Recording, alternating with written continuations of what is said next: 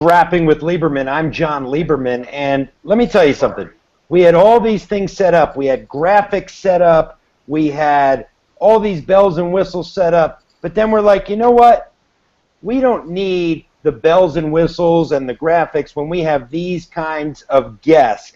And we're going to welcome in two special guests, starting with Mr. Lee. Mr. Lee, good evening to you. Welcome into the rap room. Thanks, man. It's my pleasure, man. You know, we're going to get to ISIS and Hillary Clinton and the NCAA, other news of the day, real quickly, but I want to introduce the audience to you first. You know, the slogan of this show is Real News, Rappers' Points of View. And, you know, Mr. Lee's worked with all of them, you name them. Ludacris, Rick Ross, Ghetto Boys.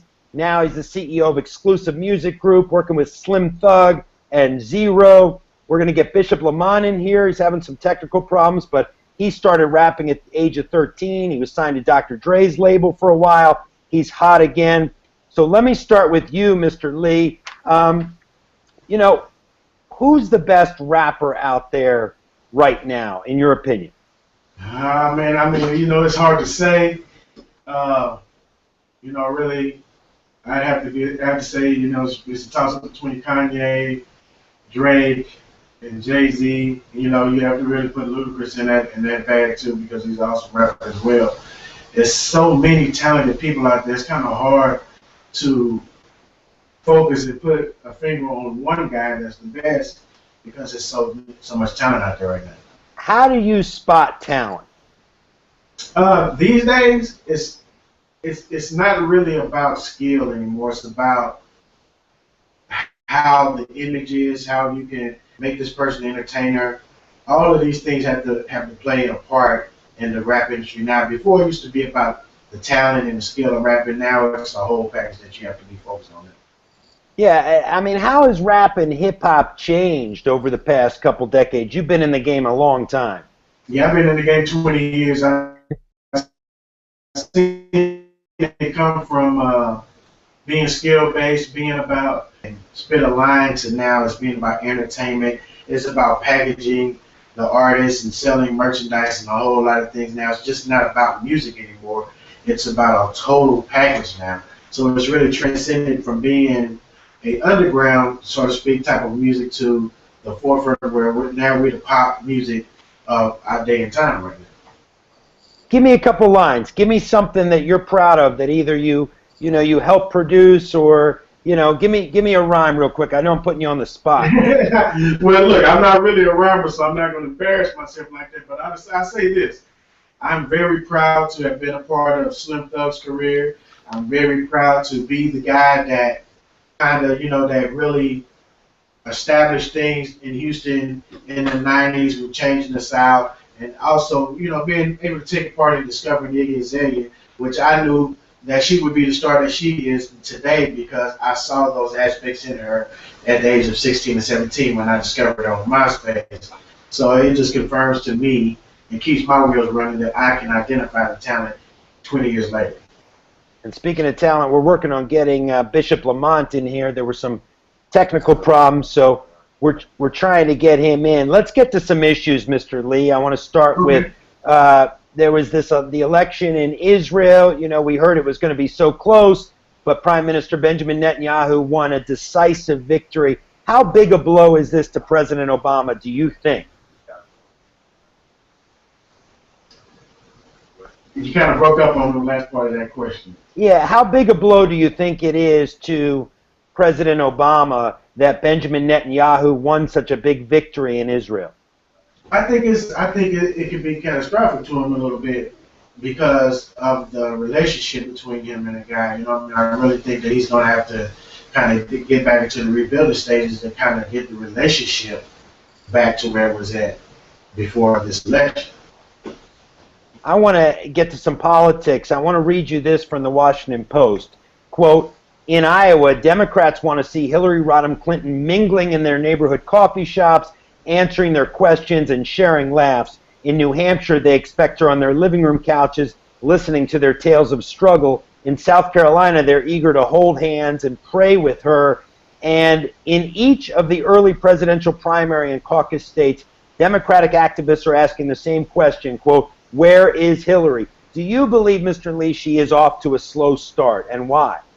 I think she's off to a very slow start. I think the whole thing with the email thing is kind of got her kind of backlogged a little bit, and I think that she's really trying to restructure her strategies as far as running for the president of the United States. I think that she needs to get on the ball very quickly, and quite frankly, I do want to see what type of policy she's going to try to uphold and what her plans are. So she really needs to get out there and start making this presence out there if she's actually going to run for president of the United States. You think she'll win the nomination? I think it's going to be tight, but yeah, I have as a favorite to win it, but I think it's going to be tight. Let's get a little bit to fraternities now. You know, Kappa Delta Rho at Penn State, apparently they were keeping a supposedly private Facebook page with photos of drugs and hazing and naked unconscious women. I don't know if you've heard about this, Mr. Lee, but from what you know, do you think criminal charges should be filed? Of course it should be. I mean, at a certain point in time, I think that examples have to be made with these guys to let them know, you know, it's a limit to this hazing and to getting inducted into the fraternities and all that stuff. And I think that they need to be tougher guidelines, and we can't allow this type of stuff to continue in our college campuses like this. I have kids that are going to college, and I sure don't want them to have to endure some things like that and have to be involved in something that can, you know, consequently take their life. And, you know, just could be a you know, just a simple mistake in judgment that could take somebody's life. I think it needs to be, prejudice need to really be met with that. Yeah, is there a systematic problem with young people today, do you think? I think it is. I think sometimes self-value is very low with the young people. I think they don't fear as much things as we did when we were growing up. There's a lot of things out there. Public opinion is a million times more stronger with the social media and everything that's here now. You can say one thing in 10 minutes, it can be all over the world. Everybody has a judgment on you. Eyes are on you instantaneously now. So it's a very big problem. And I think as a parent, I speak for it, I really think that the kids need to be aware of what they're doing and how they're doing things, because it's way more tougher now. As an African-American man, I want to get your thoughts on something, Mr. Lee. You know, Terrence Howard recently told Entertainment Weekly, and he's an actor, he said he's, quote, mad that we don't say the N-word in his TV show. He goes on to say, why is TV showing something different from the reality of the world? Do you believe that, you know, the N-word should be said on television? I really don't think it should be. You know what I mean? I don't see the creative purposes in saying the N-word on television. You know, I think that it can go with, you can have something creative and it's successful as Empire has been without the N-word. And you know, me being as a music producer for 20 years and knowing that it's been said on millions of my records that I've recorded over the 20 years, we can't really sit here and throw stones at people when the word's getting used when we're using it too. So at a certain point in time, a line has to be drawn, and we have to really make our this thing and put it to rest, because as soon as somebody get all upset, I get upset sometimes too, but at the end of the day, if you got a crowd of people in the club and they listen to hip-hop music and consequently 70% of them are white and they repeat every lyric you're saying, any word is one of those lyrics, then what do you do?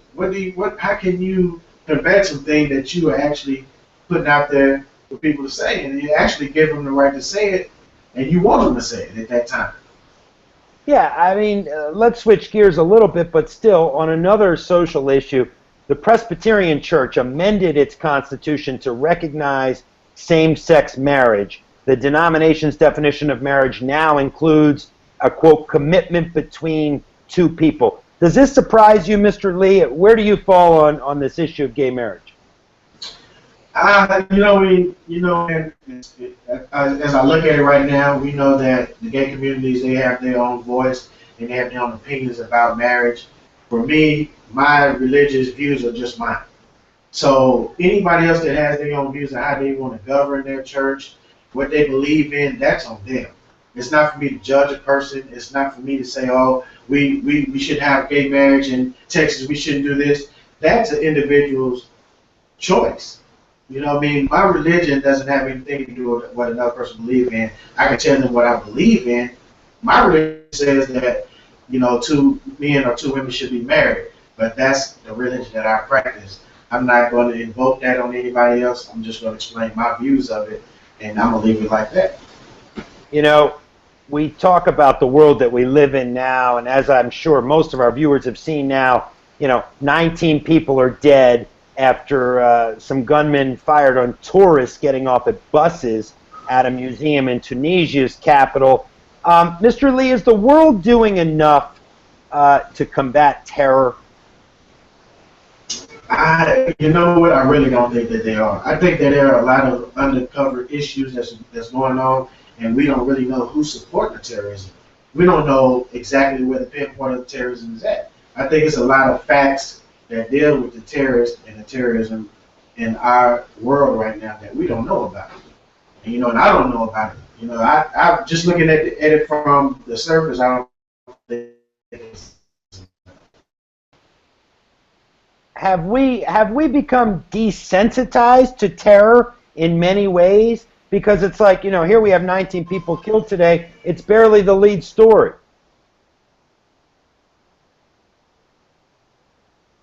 I lost the last part of your question. Oh, let me see. I think I have you back. Can you hear me now, Mr. Lee? I got you. I can hear you. At least 19 people are dead in this Tunisia attack we talked about. But it barely makes, front page news. Do you think we've become desensitized to terror attacks? I really believe that we have. Unfortunately, I really believe that. Especially if it's not happening on our soil, we really don't look at the impact of it. But when it happens here, it's catastrophic. The world stops, time stops, and we acknowledge what this is. But I think that we are a little bit insensitive to the fact that this is happening in other countries, and it's the same impact that it is in the United States when it happens as it is in those countries. And I think that we are getting sensitive to it. There's a piece on EveryJoe.com. Of course, they are presenting this broadcast of Rapping with Lieberman, and they have a piece written. It's fascinating. I'm going to read you a quote from it. Quote, German authorities will allow the republication of Adolf Hitler's Mein Kampf after decades of censorship. Decent people can argue the book is too dangerous to be published, but the fact is that Mein Kampf is too dangerous not to be published, unquote. Do you agree that it should be republished so people can get a glimpse of the evil of Adolf Hitler? You know what? That's a tricky situation because it's part of history. So some people would want to learn what happened and what the aspects of this man's mindset was when he was alive and the things that he was doing. On the other hand, you have some people that will take that knowledge in that book and use it and try to cultivate a whole other situation, just like the situation he had. So it's kind of difficult to balance that up because it's in one aspect it's good to republish it, and in the other aspect it's not. All right, we're going to lighten it up in a bit, but my last serious question for you, Mr. Lee, is do we have, still these days, do we have two Americas, the white America and the black America?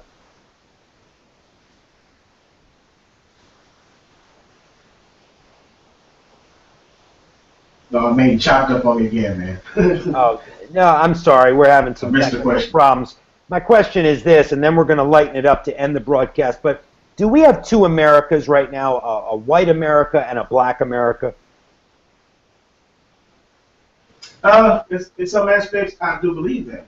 Because as a black male and growing up in a predominantly white city, I had to experience some of that. And I do believe that in some aspects, blacks don't get the just due that they need to get. And we're looking in the news media and the unfortunate death of our youth and everything else, and there's a lot of views and opinions on those matters. But however, you can look at them from so many different aspects. You can look at it from the aspect of, do our youth know how to handle a situation and authority, or do the authorities know how to handle our people? Or if it was another situation in a suburb and a white young teen got killed the same way, would the whole situation be the same? So it's kind of, when you're looking at it, it does split a line. From the rap music to how we deliver things, the N-word, all of these aspects come in that can actually separate black and white and have us in a kind of, so to speak, a divided America. Do I think that as severe as it was back when Martin Luther King was marching, still some division in America when it comes to black and white? All right, let's lighten it up to end things. Who's going to win the NCAA tournament, Mr. Lee? I have no idea, man. I'm not even going to put my finger on that, man. I don't have a dog in the fight, so I'm just going to sit back on my popcorn and watch it. And, you know, may the best man win. And for all the hip-hop fans out there and rap fans, what are you working on? What's hot in your neck of the woods? Well, right now, I just finished up a documentary soundtrack for Slim Thug called, what is it called? I forgot the name of it. But anyway, I have... You didn't ask me to come on and drop a few rhymes? I can't believe it. You came in a little bit too late. I'm outraged. So it's called Hog Life Part 2. That's the name of his album. And I have a Pimp C record that I'm working on right now with his wife, and I'm very excited about. I'm having a chance to work with the GOAT, LL Cool J, and I'm working with Nipsey Hussle out of LA that I'm very excited about. And I have my artist, King Sean, that I'm working on right now, and I'm very excited about that as well, along with my other good friend, Zero, Mo City Don from Houston, Texas. I'm working on his album. Well, look, you got a lot going on. We appreciate you taking a little bit of time out for us tonight. This was our first broadcast. We had a lot of things planned, but sometimes you got to call an audible, do a plan B, which is what we had to do, because technology these days, you can't always count on it. But I want to thank you, Mr. Lee, for coming on. I want to thank our friends over at SuperIndieKings.com, MJ. Thanks for them. We have a lot of great broadcasts coming up. We're going to get Lamont Bishop on. You're going to hear some rapping on this program. We're going to talk politics. Next week, DJ Spinbad is here. And you can subscribe to the EveryJoe YouTube channel. You can also tweet us. I'm at Reporter John. A lot more rap stuff coming up. And Mr. Lee, really appreciate your time. Good to see you. It was my pleasure, man. Anytime. All right. We're going to have a lot more next week, and we will have all the bells and whistles next week. I promise you. For now, for Rapping with Lieberman, I'm Jon Lieberman. Thanks for tuning in. Good night.